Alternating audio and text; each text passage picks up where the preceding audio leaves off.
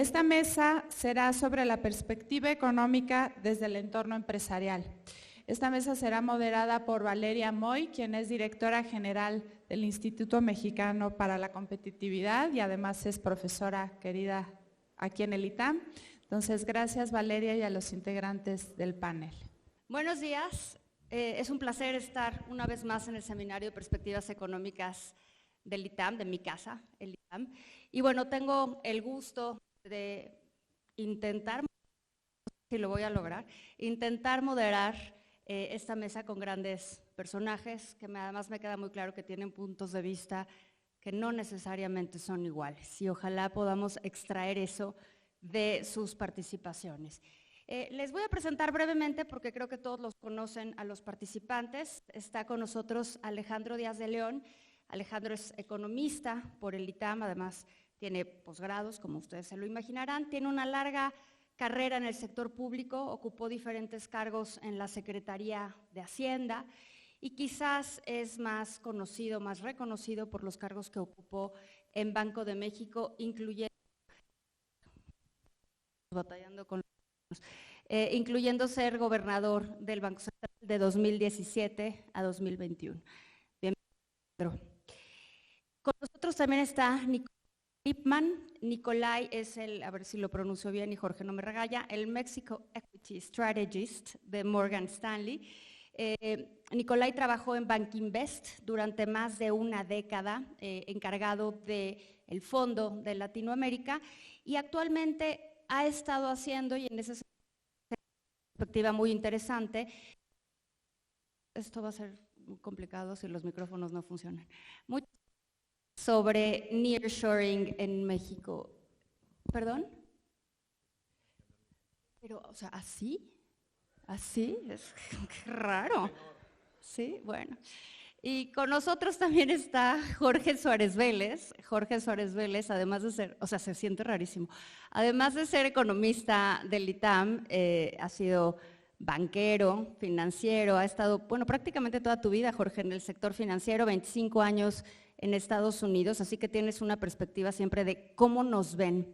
Además de tener una columna semanal en Reforma en donde lo caracteriza el optimismo. Así que, bienvenidos los tres. ¿Por qué no empezamos, Alejandro? Les voy a pedir a cada uno de ustedes, y ya saben que soy medio talibán con el tiempo, entonces les voy a pedir una participación de 10 minutos a cada uno. Me gustaría empezar contigo, Alejandro. Yo sé que traes una presentación donde nos hablarás desde el sector empresarial. Pretendemos hablar, luego irnos a la política, pero sí me gustaría ver cómo se ve este año desde el sector empresarial, por supuesto, en materia económica. Así que, Alejandro, te deseo suerte, sobre todo con el micrófono. Muchas gracias, Valeria. Un gusto estar con ustedes en esta ocasión con una responsabilidad diferente y con una agenda diferente. No sé si está la presentación lista, si podemos poner la primera de las láminas.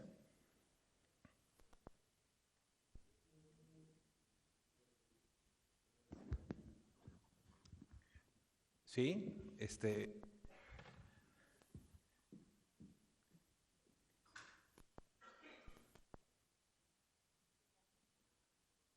la tendencia a entrar con una presentación. A ver, creo que está chiquita. ¿Ya se ve? Se ve. No sé si la pudiéramos poner en modo pantalla amplia. Listo, ahí va. Creo que ahí va. Si podemos poner la lámina, que es la portada. Bueno, está bien. Arrancamos ahí.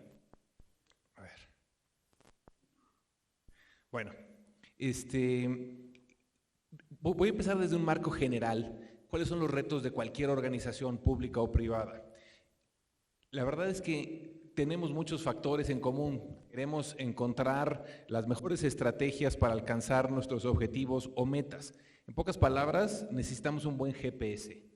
Un buen GPS implica, ahí está ya, ahí va, un poquito, no sé si ya se va viendo un poquito más. Un buen GPS es tener un buen sistema de navegación. Un sistema de navegación necesitas tener conocimiento del terreno y las condiciones que enfrentas, un buen mapa, definir los mejores objetivos y metas, a dónde quieres llegar, el destino, tener los instrumentos adecuados como empresa, que es el vehículo adecuado, definir cuál es la ruta o el camino adecuado y reoptimizarlo, y tener la conciencia de cuáles son sus stakeholders. Esta era la portada, y aquí lo que quería comentar es, me gusta esa foto porque tiene a México dentro, pero con una perspectiva global. Regreso al GPS. Y presento esto y me voy a concentrar en la parte verde. Cada empresa sabe cuáles son las condiciones de su... Con las condiciones del terreno son importantes conocerlas y son comunes para todos. Empiezo con esta primera. La pandemia, ya se comentó en el panel anterior, ha sido un choque sin precedente, un choque de salud con una dimensión financiera, un choque de oferta, un choque de demanda, un verdadero rompecabezas, multidimensional, multidinámico y multianual. Es, en pocas palabras, lo que los economistas llamamos como Knightian uncertainty, donde no solo enfrentas el riesgo de no saber en qué punto de la distribución te vas a encontrar, sino no sabes qué distribución de resultados te estás enfrentando. Eso ha sido realmente el entorno de los últimos años. Y además, ya se comentó en la respuesta para evitar una depresión en 2021 con estímulos monetarios y especialmente fiscal. Pero después vino un choque adicional que fue el de Rusia y Ucrania, y complicar aún más rompecabezas, como el del micrófono. Quiero destacar cuáles son los retos que implica estas condiciones del terreno para todos. En primero, estamos enfrentando retos económicos muy importantes, desde afectaciones en las cadenas de suministro, afectaciones en el mercado laboral, cambio tecnológico profundo, una guerra en Europa que no se tenía, pero bueno, verdaderamente muchas décadas que no tenemos una cosa de este estilo, la incertidumbre si va a haber una desaceleración o una recesión, presiones inflacionarias poco entendidas, con persistencia significativa, altas tasas de interés, ajustes en los precios accionarios, riesgos de contracción financiera, estas tensiones geopolíticas que realmente están reconfigurando la globalización como la entendíamos, cambio climático, que es un reto generacional que ahora se complica por esta invasión de Rusia a Ucrania, que tiene un choque energético encima. Y voy a destacar en el último de estos retos algo que creo que es importante. No hemos acabado de dimensionar cómo las redes sociales cambian a cómo interactúa la sociedad y no hemos sabido sacarles el mejor provecho y no quedarnos con mucho de lo malo. La polarización creciente en las sociedades no es una buena noticia.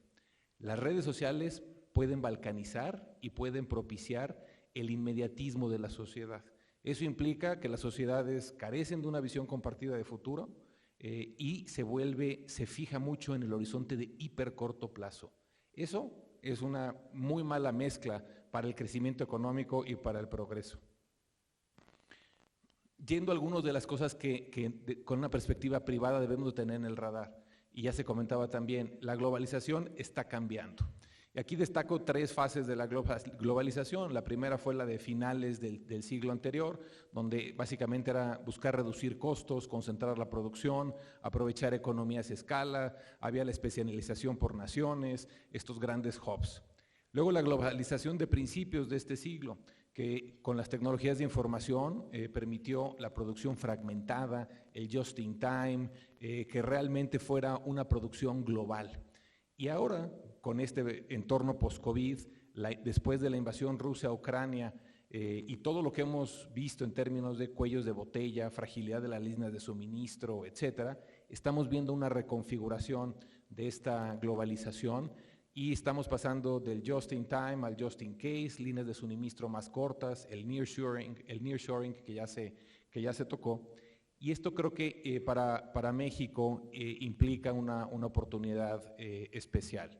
La rivalidad entre Estados Unidos y China va a ser muy duradera, muy permanente. La rivalidad entre Occidente y Rusia también. Creo que México tiene condiciones buenas en términos de ya tener una integración manufacturera profunda en Norteamérica, ser el único país emergente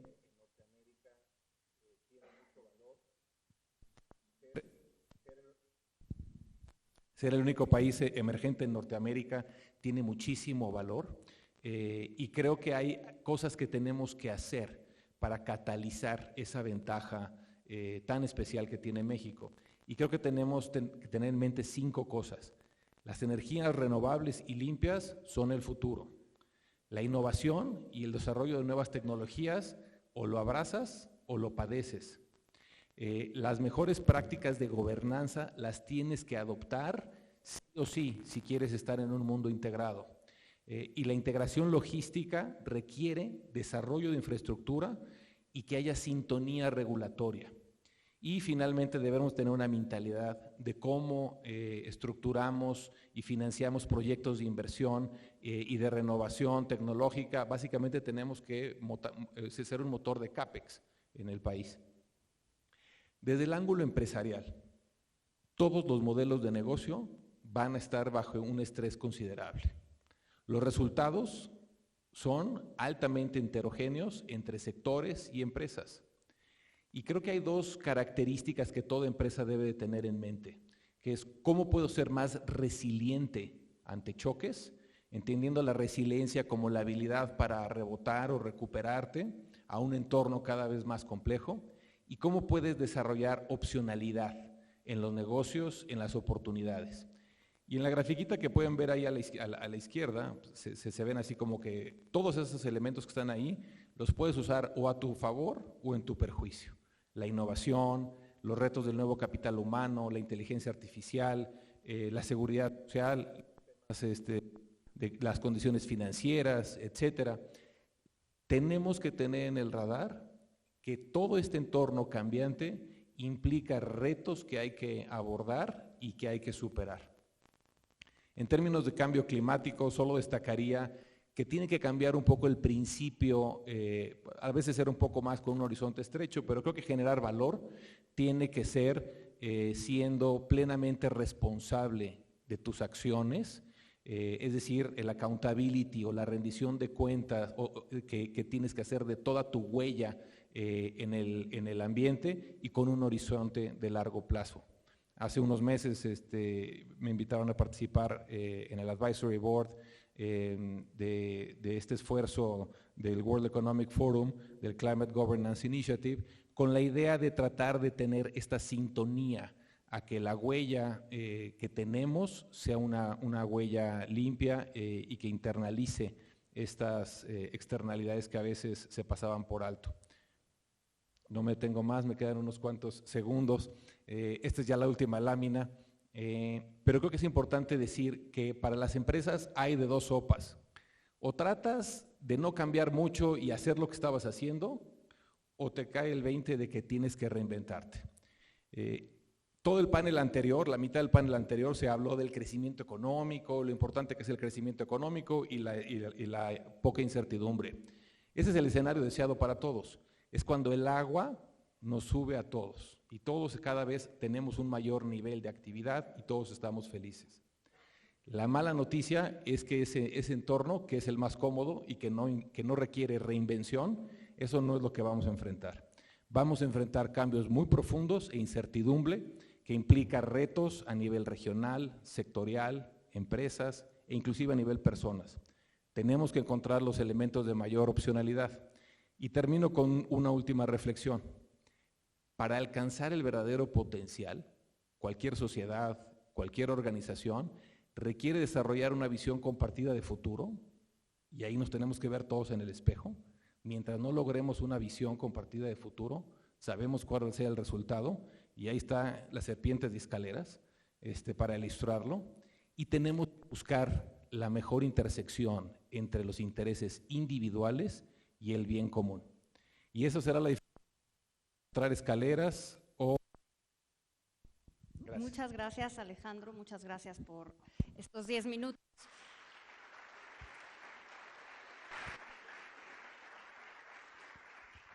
Y ahora quiero pasar contigo, Nicolai. Y quiero ser muy precisa en la parte de nearshoring. No sé si nearshoring ya se convirtió en este término de moda, ¿no? Mencionaban en el panel anterior que no creen que mueva la aguja, que sí vamos a ganar, pero casi que por autogol, lo cual suena terrible, Alonso, suena terrible esa perspectiva de ganar, sí hay que ganar, pero la forma importa.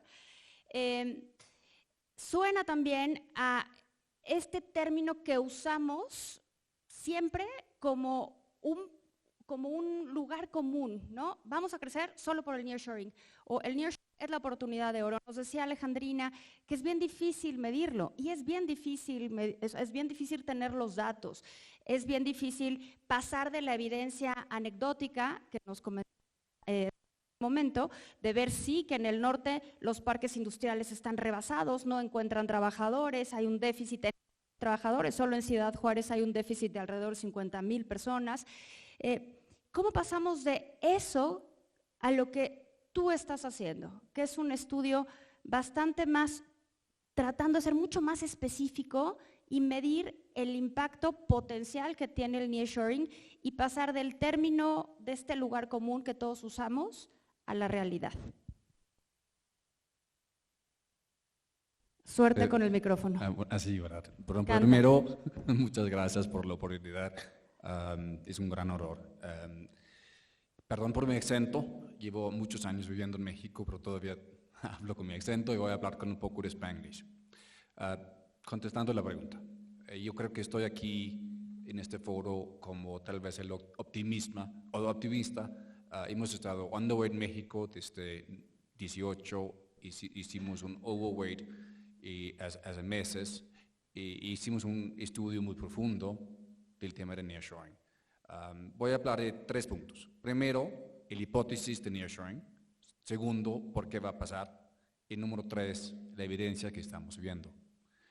Primero, la hipótesis de nearshoring. Nosotros estamos esperando una serie de olas de nearshoring. Vienen con diferentes orígenes, por diferentes razones, pero se ven iguales en algunas formas. Todo tiene que ver con el norte, tiene que ver con el sector de manufactura, pero los orígenes y los sectores son totalmente distintos.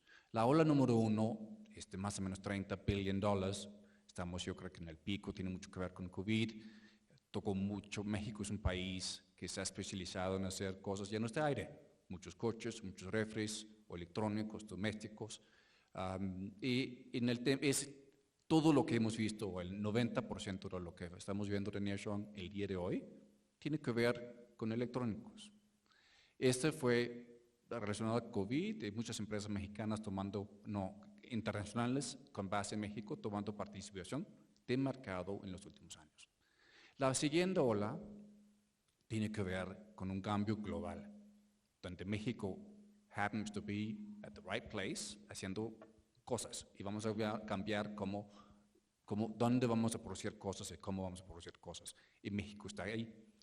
Y tiene que ver con national security, y tiene que ver con el 24 de febrero del año 2022, con la invasión de Ucrania y cómo está cambiando el mundo de national security en Europa, tanto como en los Estados Unidos. Nosotros pensamos que la siguiente ola en los próximos 5 o 6 años va a ser entre 80 billion y 150 billion dólares de comercio adicional o exportación adicional de México al mundo, más que nada a los Estados Unidos. Posiblemente viene una ola número 3, eso sería el caso para México más optimista, yo creo que para el mundo más pesimista. Esta ola yo creo que no va a venir si no hay un conflicto más grave entre Taiwán y China, y ojalá que eso no pase. Entonces, el escenario optimista yo creo que es en cierta forma es un escenario que todo el mundo espera que no pase. ¿Por qué va a pasar todo eso?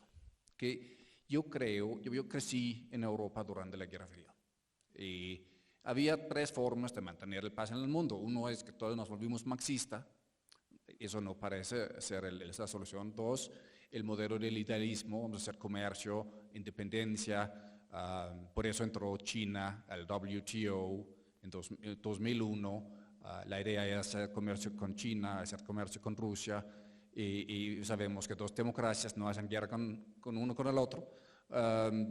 Eso fue la idea. Y el número 3, el modelo de realismo.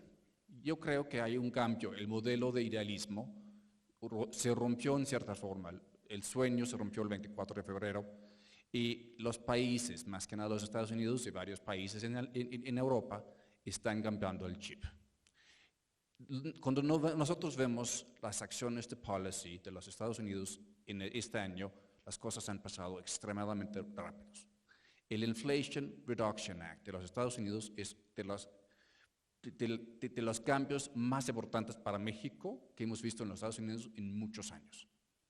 El CHIPS Act yo creo que es simbólicamente sumamente importante. Para México todavía no. Pero los cambios, los americanos, los policy makers de los Estados Unidos están cambiando en una forma muy rápida, planeando cómo se van a hacer las cosas. México es un país que tiene ecosistemas muy profundos en electronics, en muchas cosas de machinery y en autos.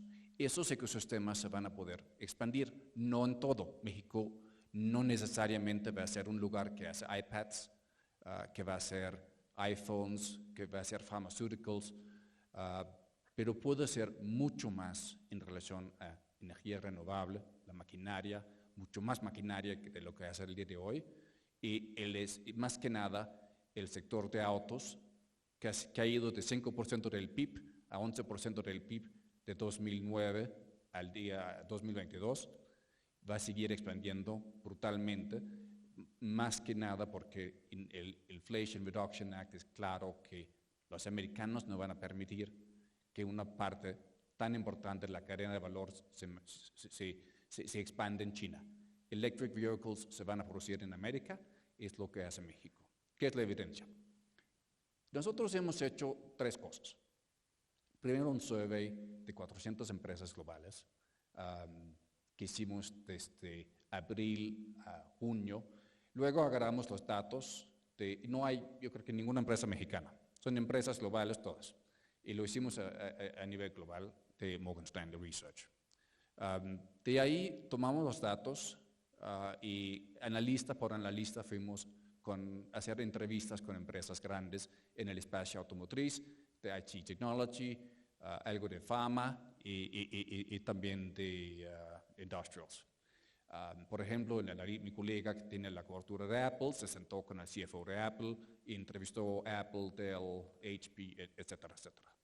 Y finalmente tenemos un modelo de econometrics que nos ayuda a entender dónde México va tomando participación de mercado, etcétera. Y así hemos llegado a la conclusión de que este cambio que estamos viendo, que sí no va a pasar de un día a otro, moviendo cadenas, ecosistemas de manufactura es algo que se tarda mucho, pero eso es algo que puede cambiar el limbo de inversiones que ha tenido México desde 2015, 2014 más o menos, el fin del Mexico's Moment, y algo que puede hacer, pensando en los números de exportación entre $100 billion o $150 billion, números altísimos, el nivel de inversión que se requiere simplemente para producir eso es altísimo. Estamos, como mencionaste, ya no hay mucho más capacidad de nada en el norte.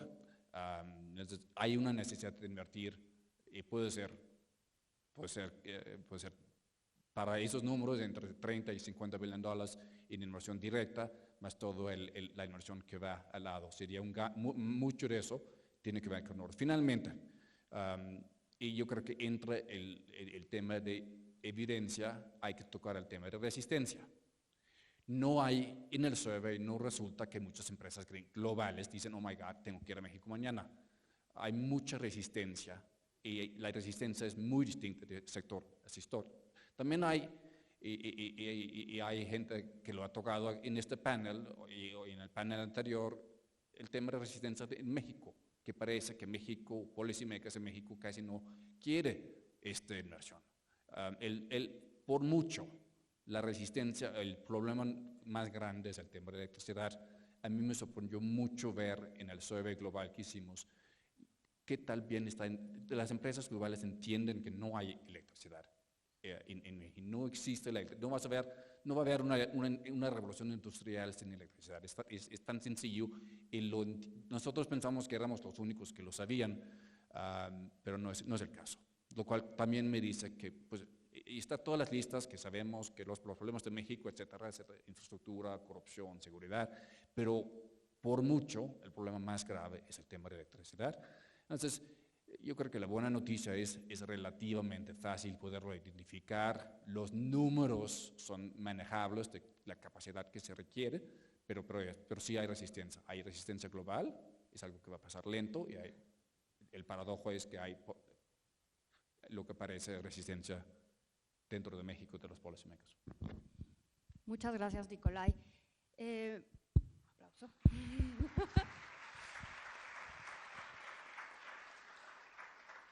Jorge, a ver, yo veo los datos macro de México, vamos a centrarnos en el año pasado, estaremos terminando el año quizás con un crecimiento de alrededor del 3%, mejor del que se estimaba a principios del 2022. Veo también un entorno muy pesimista, te leo, y bueno, acá aún más pesimista todavía, y al mismo tiempo escucho a muchos empresarios, porque en mis funciones de mis múltiples trabajos tengo relaciones con muchos empresarios, y los escucho diciendo que les ha ido muy bien, que les está yendo increíble, que 2022 fue un año maravilloso para ellos. Veo sectores que están creciendo muy por arriba de la tendencia que traían antes de la pandemia, y entonces a veces no sé si tenemos una disonancia extraña donde pensamos que las cosas están mal, pero en realidad están bien, o en realidad es un tema ideológico. ¿Cómo lo ves tú desde fuera? Porque el estar fuera creo que te da cierta perspectiva. Al final del día eres banquero, ves mucho relación con empresarios mexicanos. ¿Cómo estás viendo esa disonancia entre el ánimo pesimista que quizás se escucha en algunos lugares y a un sector empresarial que le está yendo bien, o le está yendo bien, más bien? Bueno, antes de nada, gracias. 10 minutos, Jorge, por favor. Sí, claro. ¿Qué me conoces o qué? A ver, que sin duda está pasando lo que dices, ¿no? Y yo creo que mucho, pues con la caída que vimos previa, o sea, donde recuperación fuerte. Ayer hablaba con un empresario que me decía lo bien que le ha ido en el último año, pero me decía que su razón de deuda a EBITDA pasó de 0.8 a 3 veces. Entonces sí, le está yendo bien. Que cubrir un chorro de los hoyos que se generaron durante los años malos de la pandemia. Creo que me gustaría hablar un poquito de cómo creo que lo global sí va a acabarle pegando a México. No quiero decepcionarte siendo optimista, entonces voy a empezar por ahí. Y creo que a veces cuando oigo a mis colegas en el panel previo o ahora, ¿no? Creo que a veces exageramos del ceteris paribus. Creo que estamos hablando de un montón de cosas que creemos que pueden pasar, sin realmente ver la magnitud de los eventos globales que pueden tener un gran efecto, un gran impacto en Estados Unidos y en México. Venimos de un estímulo alrededor de la pandemia que implicó déficits en Estados Unidos de 26 puntos del PIB. Eso no ocurría desde la Segunda Guerra Mundial. Eso no se va a resolver de la noche a la mañana. Si vemos en cuánto se incrementó la riqueza de los estadounidenses como consecuencia del estímulo fiscal de la pandemia, ese estímulo asciende a 38 millones de dólares. Obviamente, un cacho ya se ha ido reduciendo conforme los mercados accionarios, etcétera, han bajado, pero lo que es un hecho es que venimos de una década de tasas cero, de precios de activos estratosféricamente altos, y lo que tiene que venir es tienen que desinflarse los mercados, tienen que regresar a niveles donde sean sostenibles y que sean niveles sensatos. El otro día leía que si vemos la riqueza de los baby boomers en Estados Unidos, es decir, los que nacieron entre 46 y 64, asciende en promedio a 1.2 millones de dólares per cápita. Esos son 71 millones de dólares. Eso es la séptima parte del valor global de los activos de todo el mundo, que está en manos de menos de 1% de la población mundial. O sea, eso es insostenible. O sea, no hay cómo podamos mantener esas valuaciones de mercados hacia adelante. Si a eso le agregamos que viene mucho menos crecimiento por políticas monetarias más restrictivas, políticas fiscales seguramente también más restrictivas. Si vemos el impacto que tuvo China la década pasada en el crecimiento global, entre 2013 y 2018 fue casi un tercio del crecimiento global. Hoy China tiene el pequeño problema de que, por ejemplo, en su sector inmobiliario tiene nada más 3,000 millones de metros cuadrados de propiedades vacantes. ¿Cómo lo van a resolver? Esas propiedades son de individuos que tienen su ahorro ahí, o sea, tienen un problema colosal, aparte de sus problemas demográficos y demás. Entonces, yo creo que, y además se hablaba un poco en el panel pasado sobre temas ambientales. O sea, se estima que para que lleguemos a las metas que tenemos para 2050 tenemos que estar invirtiendo 5 millones de millones de dólares al año en reconversión energética. Entonces, y ahora, eso es nada más la secuela, digamos, de pandemia y de una década de estímulo post la crisis de 2008. Ahora metámosle eso, lo geopolítico. No sabemos cómo va a ser el desenlace de la guerra en Ucrania, sabemos que Rusia está perdiendo, pero no sabemos qué van a hacer. Sabemos que hay una posibilidad de un conflicto alrededor de Taiwán, ahorita se mencionaba brevemente. El otro día tuve oportunidad de platicar con un exdirector de la CIA y él me decía que él estima que el deadline para que China haga algo con respecto a Taiwán es 2027. ¿Por qué 2027? Porque dice que hay un enorme proyecto de modernización de las Fuerzas Armadas de Estados Unidos que se activa, digamos, ya en 2027 esta modernización. O sea, si China en algún momento tiene el riesgo de una confrontación militar con Estados Unidos, lo prefiere con esta versión militar y no con la nueva. Y la tercera, veamos lo que está pasando con Netanyahu en Israel. Toda esta alianza con la ultraderecha crea un entorno muy peligroso entre Israel e Irán que podría destabilizar Medio Oriente, y todo esto que dije podría tener impactos económicos muy severos, que obviamente yo entiendo que alguien como Ernesto, como Alonso, etcétera, pues tú no lo puedes meter en o sea, no es tu chamba, digamos, hacerlo, ¿no? Pero creo que sí lo tenemos que tener en mente. Ahora, ¿y para México qué? Ahorita decía al principio el rector sobre esta revaluación que ha tenido el peso, esta revaluación también que ha tenido el dólar en el entorno internacional.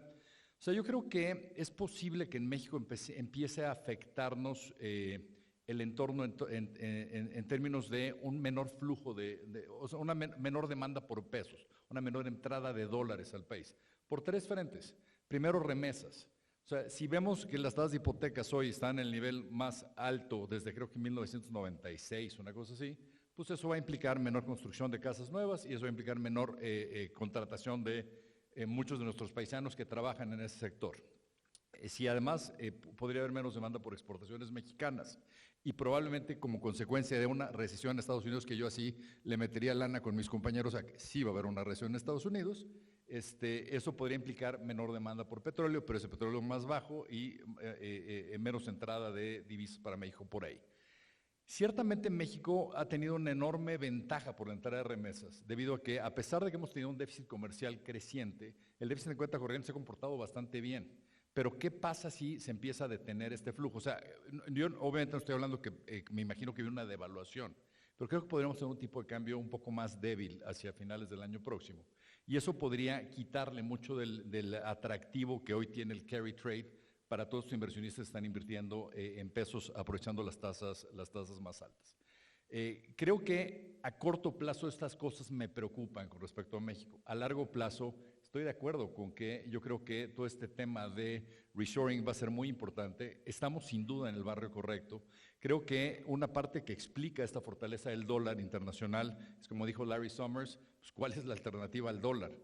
China es una cárcel, Europa es un asilo de ancianos, perdón, Japón es un asilo de ancianos, Europa es un museo y Bitcoin es un experimento. O sea, o es dólar, y estamos nosotros ligados a esa economía y aparte en un sector que creo que aludía algo Nicolai en lo que estaba diciendo, donde vamos a beneficiarnos regionalmente de precios de energía mucho más baratos que el resto del mundo. Vamos a empezar a ver, creo, mucha más transición de empresas europeas viniendo a Norteamérica simplemente por costos de energía. O sea, yo creo que si tuviéramos un gobierno que le entendiera y que viera la magnitud de oportunidad que tenemos y la importancia que hay de que le quitemos ese freno de mano que proviene de la incertidumbre energética, sí creo que, estando totalmente de acuerdo que a corto plazo es algo que no mueve la aguja, creo que a mediano y largo plazo la puede mover y mover en serio. Entonces, yo creo que para mí, una vez viéndolo desde fuera, creo que me preocupa más el corto plazo de México, pero creo que si logramos que el siguiente gobierno le entienda un poco más, creo que podríamos ver un cambio muy fuerte en cuanto a expectativas y un incremento fuerte en inversión privada, nacional y extranjera.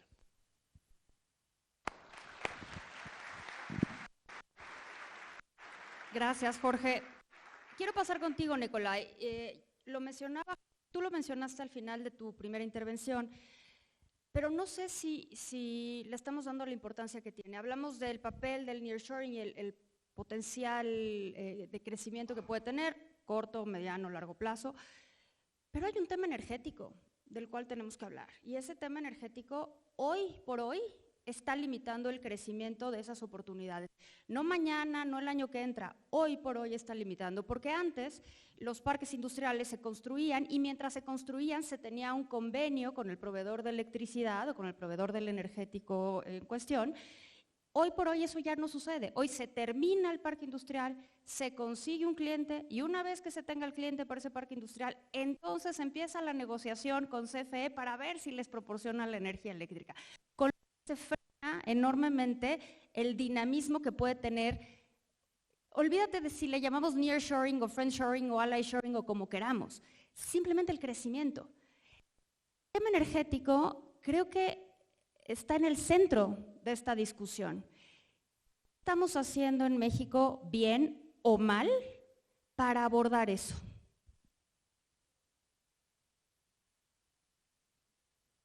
Es obviamente una gran pregunta.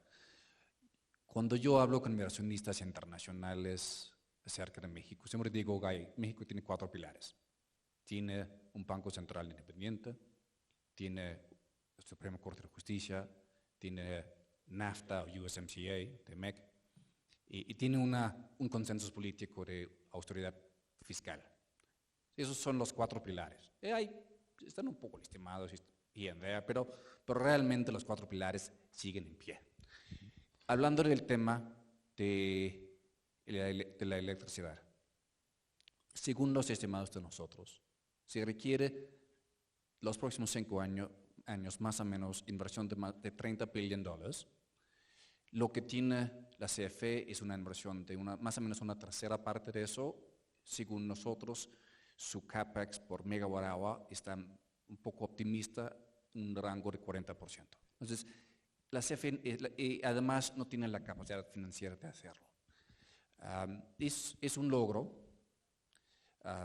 También estoy viendo la bandera mexicana, hay que hacer la energía más verde, más roja aparentemente, y yo creo que tal vez el sector privado es lo de en medio. El monto de $30 billones es alto, pero tampoco es algo que si el próximo gobierno toma la decisión de vamos a recapitalizar a CFE y lo vamos a hacer nosotros, el monto no va a romper el balance fiscal del país. Posiblemente no es el modelo más eficiente, posiblemente no es lo que queremos nosotros en el mercado, etcétera, pero es un monto manejable. 1, 2. Regresando a los pilares, y porque creo que TEMEC, el pilar de TEMEC, el pilar del corte es algo que vamos a ver otra vez. Sabemos, hay más o menos 100 conflictos o disputas entre TEMEC, Canadá, los Estados Unidos y México. Yo no soy abogado, pero creo que México va a perder el 100%.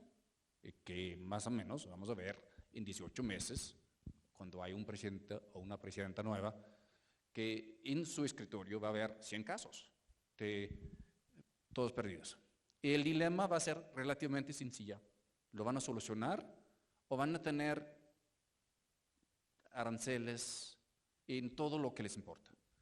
Cuando López, el presidente, estaba en la misma posición, pues teníamos a Trump, teníamos a Trump haciendo un muro, que quería salir de NAFTA, y López firmó TEMEC. Yo creo que cualquier presidente racional que ve esos 100 papeles, 100 casos, va a encontrar una forma de moderar y al final es uno de los pilares de México, el régimen institucional, en este caso TEMEC, que va a ayudar a que el país siga adelante. Eso sería, yo no sé si Canadá, los Estados Unidos lo han hecho por diseño, parece que sí, que no hay pláticas, pero al final saben que no va a haber cambio los próximos 18 meses. Vamos a ver, yo soy relativamente optimista. Jorge, mencionabas algo sobre las tasas de interés y la década quizás de tasa cero que hizo que todo se inflara, ¿no? Una pregunta en ese sentido, ¿ya se acabó la época del dinero barato? Y en esa misma línea, la pregunta es, más allá de si a la empresa en México, a los empresarios les está yendo bien o mal, ¿están invirtiendo o no? Porque las cifras muestran datos, por decirlo de alguna manera, curiosos. En efecto, lo mencionaban en el panel pasado, el día de la cancelación, el mes de la cancelación del aeropuerto, se da este choque de confianza y es clarísimo ver la gráfica de inversión fija bruta y luego a partir de ahí te vas a la gráfica del IGAE y es marcadísima la caída. Y luego todo lo adjudicamos a COVID, ya sabemos que no todo fue COVID, y la recuperación de la inversión, en particular de la inversión privada, que por cierto la pública anda también en niveles bajísimos, pero hablemos en este momento de la privada, un mes sube, al mes siguiente baja, un mes sube, al mes siguiente baja. No vemos una senda de recuperación de la inversión. Y entonces se van a juntar dos cosas, ¿no? Este choque de confianza que ya se dio, y recuperar la confianza es muy difícil, y al mismo tiempo un ciclo de tasas más altas, o quizás ya un momento para mucho tiempo de tasas más altas. ¿Cómo juega esto con la inversión en México? Creo que es una buena pregunta. Creo que deja empezar por cómo empezaste tú. O sea, se acabó la época de tasa cero, sí, yo creo que esa ya no la volveremos a ver. Y creo que más allá de eso, creo que, como dicen en inglés, el siguiente zapato que está por caer es lo que vimos en private equity, toda esta inversión privada, que tiene la ventaja de que como no haces mark to market todos los días o no sabes cuánto estás perdiendo, digamos, ¿no? Te enteras cuando sabes las siguientes rondas de financiamiento. Creo que nos vamos a ir de espaldas con las siguientes rondas en muchos de estos proyectos, donde el nivel de dilución de capital para levantar lo que se necesita, de dilución, digamos, de los accionistas previos, va a problemas muy importantes y que eso todavía lo vamos a tener que digerir. Ahora, creo que también esta década de tasa cero trajo vicios muy perniciosos. O sea, creo que el tema de todas estas empresas zombie que jamás debieron haber podido financiar, etcétera. O sea, nos saltamos una década de destrucción creativa que creo que era muy importante y al que tenemos que regresar. Y yo creo que esto va a forzar un poco, creo que es algo a lo que hacía alusión mi colega, vamos a tener que regresar a un cierto nivel de pragmatismo porque México no va a tener de otra. Es decir, vamos a tener que buscar cómo carambas traer la inversión que necesitamos, porque, entre otras cosas, pues este gobierno ya se le acabó el dinero, o sea, se acabó ya todos los guardados, sí requiere de fomentar esta inversión. Y lo que sí ocurre, y ahora sí a nivel más anecdótico, cuando hablas empresa por empresa, yo sí veo a muchas empresas que podrían estar invirtiendo mucho más en México, que han privilegiado inversión fuera mientras se aclara el panorama en México. El otro día, al extremo, hablé con un empresario que tiene ahí una enorme transacción de venta que puede hacer casi cuando él quiera y simplemente no la quiere hacer porque no quiere pagarle impuestos a esta administración.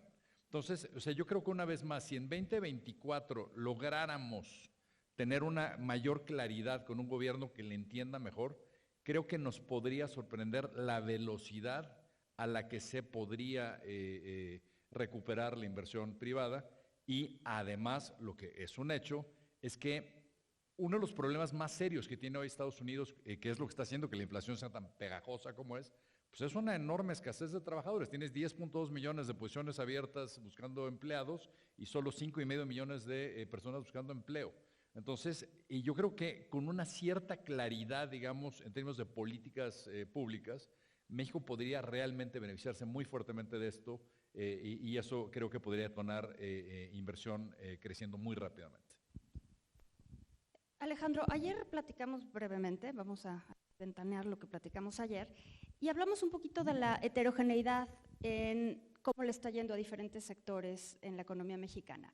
Algo que suele suceder después de grandes crisis, y esto nos lo muestra la historia de la humanidad, olvídate de la historia económica, la historia de la humanidad, es que después de un gran choque, que puede venir derivado de un desastre natural, de una pandemia, de una crisis financiera, pues, es que las cosas cambian, las cosas se reajustan, hay sectores que se reactivan, hay sectores que aparecen, hay sectores que mueren, y tú mencionabas eso brevemente en tu presentación y lo conversamos ayer brevemente. ¿Qué está pasando o cómo ves tú que va a terminar de acomodarse, por ejemplo, no sé, el mercado laboral, ¿no? Que el mercado laboral claramente está viviendo una disrupción, yo creo que es temporal, pero mientras se ajusta, el choque es fuerte para las empresas y para el crecimiento económico de diferentes lugares. ¿Cómo crees tú que se van a acomodar estas aguas que hoy todavía están revueltas? Quería empezar diciendo, no sé si se escucha así, empezaré diciendo que los años han sido brutalmente aleccionadores en términos humildes. Uno cree que sabe qué va a pasar y muchas veces uno está acostumbrado a ver ciclos anteriores, ver el pasado y tener como que buen feeling de qué puede pasar. Yo creo que el COVID fue un choque sin precedente y que realmente se subestimó muchas de las implicaciones. Yo creo que, y se comentaba ahorita también en el panel, hubo un exceso de anestesia post-COVID. Entiendo que en el 2020 la idea era evitar una depresión y había que hacer todo lo posible para evitar caer en el precipicio. Pero creo que en el 21 se mantuvieron muchos estímulos de manera excesiva, se subestimó el efecto que eso tendría en el mercado laboral, las distorsiones que tendría por el lado de la demanda, cuando no puedes consumir servicios y solo mercancías, cuando las cadenas de suministro estaban fracturadas, fragmentadas. O sea, creo que si algo nos enseñó todo este proceso es que las cosas son mucho más complejas de lo que parece y que a veces uno puede decir, no, está muy claro lo que va a pasar y es por acá y a lo mejor el dinero barato nunca regresa. Me tocó escuchar hace algunos años, el entorno de tasas bajas llegó para quedarse siempre. Y a nivel internacional, en las discusiones, era este entorno de tasas bajas va a ser para siempre. Yo creo que cuando digamos algo es para siempre, o seguro pasa, yo creo que no. Yo creo que tenemos que ser un poco más modestos en esa parte. Coincido en que la disrupción en el mercado laboral es brutal. La parte menos entendida de todo lo que ha pasado en los últimos 2 o 3 años es la parte del mercado laboral. ¿Por qué? Porque las tecnologías han empoderado a las personas. Ya hay gente que dice, mira, yo pongo mi departamento a rentar, cuando me lo rentan me voy a casa de mis papás, mi coche lo pongo a rentar, así que ese trabajo que era de tantas horas y de ponerme corbata, ya siempre no. O sea, hay muchas cosas que están cambiando por el lado de las personas, lo que les gusta hacer, lo que no quieren hacer, su propensión a trabajar, en qué tipo de trabajo, y creo que eso va a cambiar la estructura hacia adelante en las empresas. Tenemos un reto de capital humano brutal. La falta de mano de obra calificada en Estados Unidos es enorme, es una oportunidad para la mano de obra mexicana y lo estamos viendo. Las remesas nos lo está diciendo, pero de todas las maneras posibles. Así que creo que el reto del mercado laboral es brutal. Y ahí creo que digamos que con un ángulo desde el sector privado, quien entienda adecuadamente cómo retener talento, cómo motivar talento, cómo mantenerse en un track de innovación, puede ser un poco la parte clave. Y yo diría que como país necesitamos oxigenarnos, porque si nos quedamos pensando en las maneras tradicionales, tanto a nivel empresarial como a nivel de políticas públicas, y no nos reinventamos, creo que nos vamos a llevar malas sorpresas o el pragmatismo va a entrar tarde. Gracias.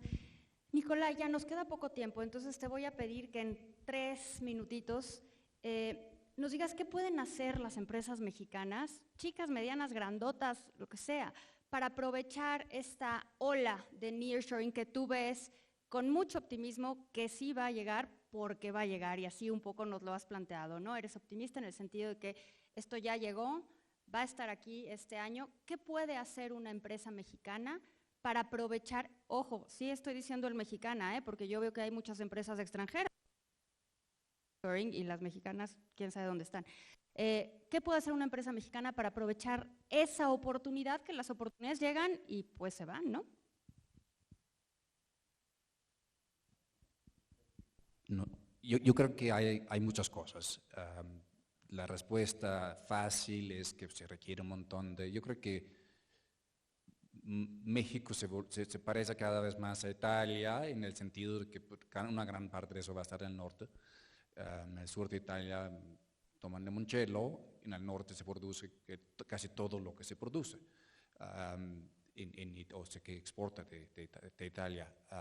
La ciudad de Monterrey pudiera, yo no sé, duplicarse en 10 años o en 12, pero claramente hay un movimiento hacia el norte que requiere millones de mexicanos que van a vivir ahí, que necesitan ir al baño, ir a escuelas, manejar. Entonces hay un tema de infraestructura que es obvio que es parte del modelo tradicional de negocio de muchas empresas mexicanas, ¿no? Cuando yo veo la bolsa, en México hay concesiones, hay empresas que se dedican a construir diferentes cosas, ¿no? Antes había mucho home building, ya no tanto, pero obviamente construir la infraestructura para lo que va a pasar es un modelo, eso es la respuesta fácil.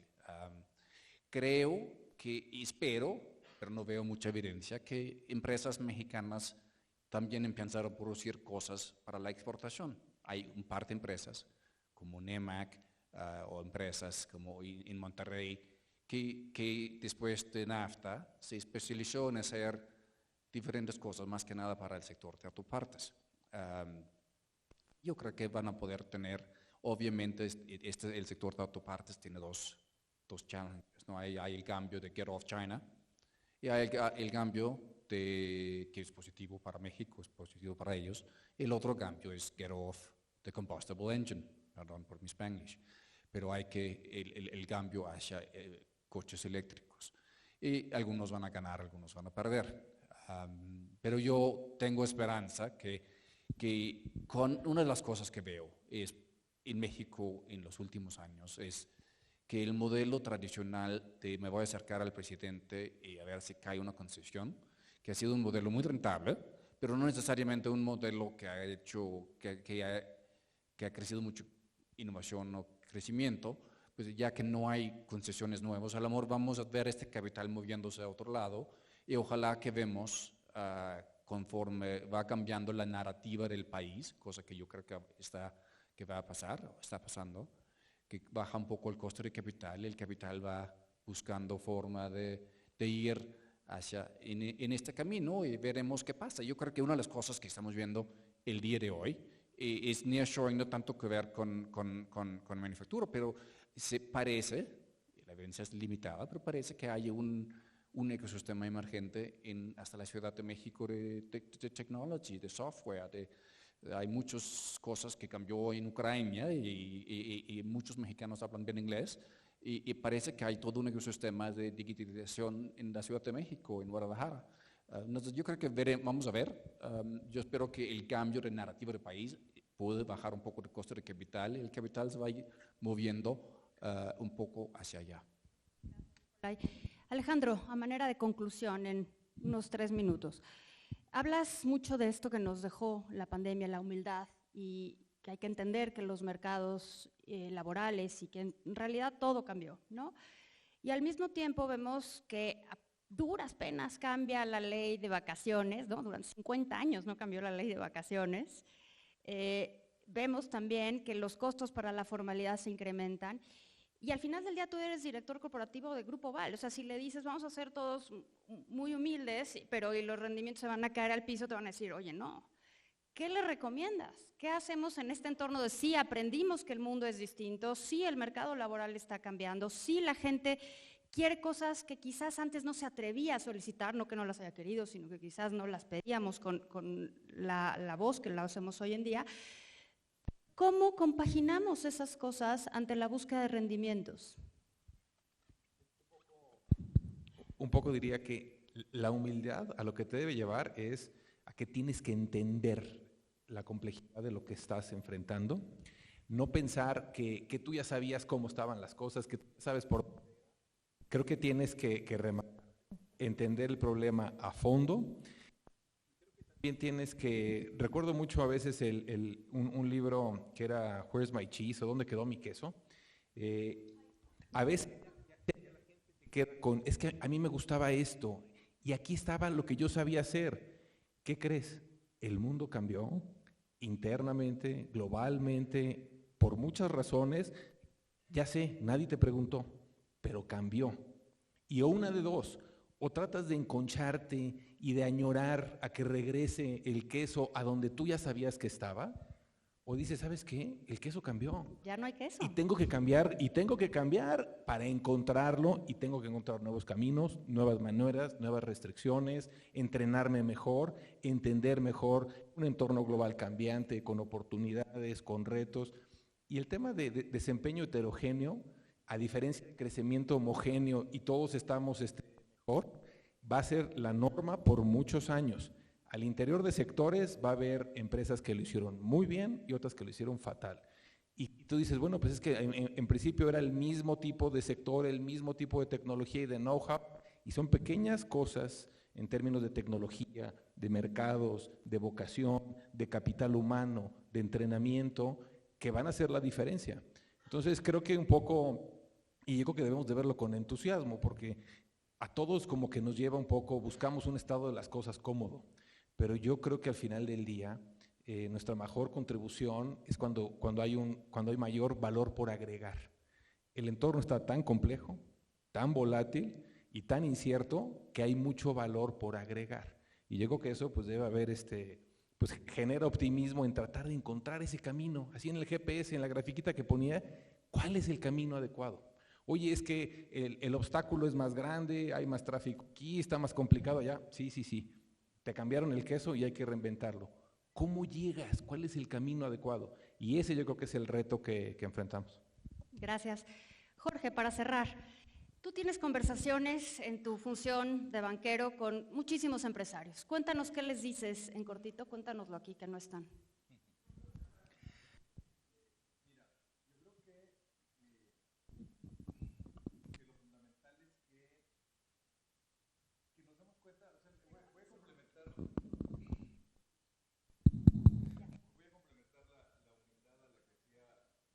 No, espérate. Ya. La humildad a la que se alusiona Alejandro, con que a veces lo que les digo es exactamente, creo que es algo complementario, pero a la vez inverso, que es que dense cuenta de lo que hemos logrado, dense cuenta de lo que como país hemos hecho. O sea, cuando hablamos de que somos un candidato ideal para el reshoring o nearshoring o lo que sea, pues este es el resultado de 30 años de Tratado de Libre Comercio, este es el resultado de que hemos demostrado que lo podemos hacer, que podemos producir, que somos eficientes, somos competitivos, que tenemos buenos ingenieros, que nuestra gente trabaja duro, que sí tenemos capacidad de competir con los mejores. Eso lo vemos a nivel de empresas, lo vemos a nivel incluso a nivel de deportistas, pero donde a veces el éxito proviene del que lo hace a pesar de no tener apoyo y no porque lo tiene. O sea, yo creo que el gran reto que tenemos hacia adelante es creer que hemos logrado de tal forma que ese se vuelve el piso para lo que podemos lograr. Y yo creo que en ese sentido, si algo he aprendido yo con este gobierno, te voy a decir algo que seguro no sabías, pero yo he estado bastante en contra de este gobierno.